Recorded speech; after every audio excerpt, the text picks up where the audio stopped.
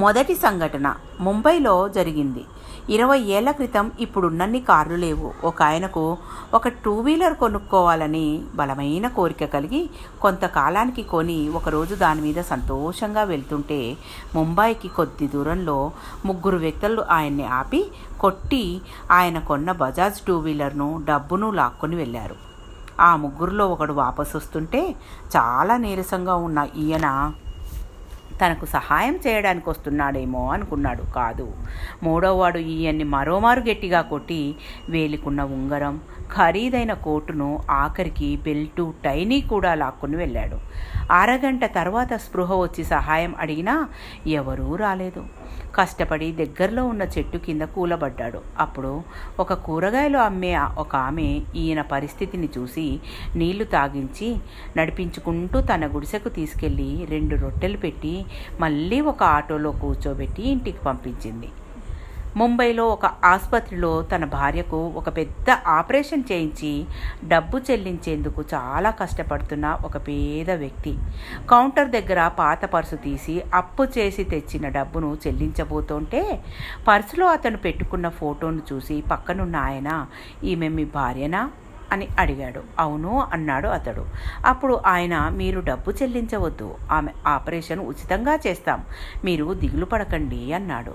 Operation చేయించుకుంటున్న ఆమె ఎవరు? ఆ రోజు కూరగాయలు అమ్ముతున్న ఆమె. ఆపరేషన్ ఉచితంగా చేస్తాము అన్న ఆయన ఎవరు? దొంగల చేతిలో దెబ్బలు తిని డబ్బు, వాహనం, ఉంగరం కోల్పోయిన అతనే. అతను ఒక డాక్టరు. ఆమెకు ఆపరేషన్ చేసి ప్రాణం నిలబెట్టింది కూడా ఆయనే. కర్మకు జ్ఞాపక శక్తి చాలా ఎక్కువ. రెండవ సంఘటన అమెరికాలో జరిగింది. హ్యారీ, జార్జీ స్నేహితులు కలిసి వ్యాపారం చేస్తున్నారు. మంచి లాభాలు వచ్చాయి. అప్పటికింకా ఇద్దరు ఇంకా పెళ్లి కానివారే. లాభాలు వస్తున్న సందర్భాన్ని సెలబ్రేట్ చేసుకోవడానికి హ్యారీ తన ఇంట్లో జార్జీకి పార్టీ ఇవ్వాలనుకున్నాడు. ఆ సాయంత్రం జార్జీ వస్తున్నాడు. అతని మనసులో ఎన్నో ఆలోచనలు పుడుతున్నాయి.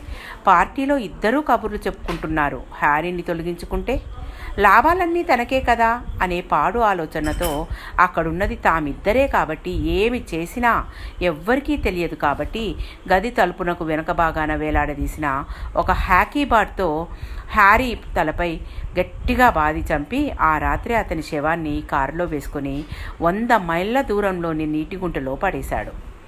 మనశ్శాంతి కోసం హ్యారీ 2 ఏళ్ళు ఇండియాకు వెళ్ళాడు అని అబద్ధం సృష్టించాడు. ఒక ఏడాది తర్వాత హ్యారీ ఇంటిని కూడా తన పేరుతో వ్రాయించుకునేందుకు ఒక లాయర్ను రమ్మని తాను హ్యారీ ఇంటికెళ్ళి తాళం తీసి లాయర్ కోసం కాచుకొని ఉన్నాడు. ఇంతలో లాయర్ ఫోన్ చేసి అనుకోకుండా వచ్చిన ఇబ్బంది వల్ల తాను రాలేకపోతున్నానని చెప్పాడు. అకస్మాత్తుగా ఆ ప్రాంతంలో భూకంపం వచ్చింది. హ్యారీ ఇంట్లో గదిలో అక్కడే ఉన్న జార్జీ భయపడ్డాడు.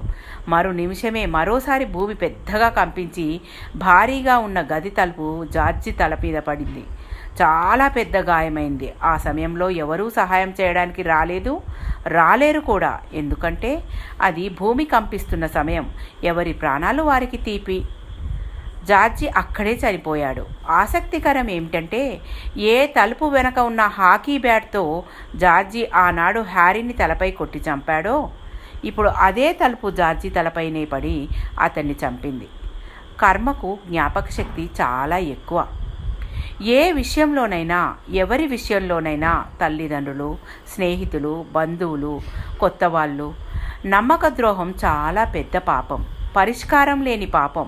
మన మేలు కోరే మంచి వ్యక్తుల హృదయాన్ని గాయపరిస్తే అది తీవ్రమైన పాపం. ఎందుకంటే మన హృదయంలో మన చేతి బొటనవేలి సైజులో ఆత్మ ఉంటుంది. అక్కడే దైవం ఉంటాడు. అటువంటి చోటైన హృదయాన్ని గాయపరచడం అంటే దైవాన్ని గాయపరచడమే. అంగుష్టమాత్రః పురుషో మధ్య ఆత్మని తిష్టతి. అబద్ధాలు చెప్పడం, నమ్మించి మోసం చేయడం, కఠినంగా మాట్లాడడం, ఇతరులు చేసిన మేలును మరవడం, తేలిగ్గా తీసుకోవడం, ఇవన్నీ మనం చేస్తున్న పాపాలు. Thank you. మీ పద్మజ.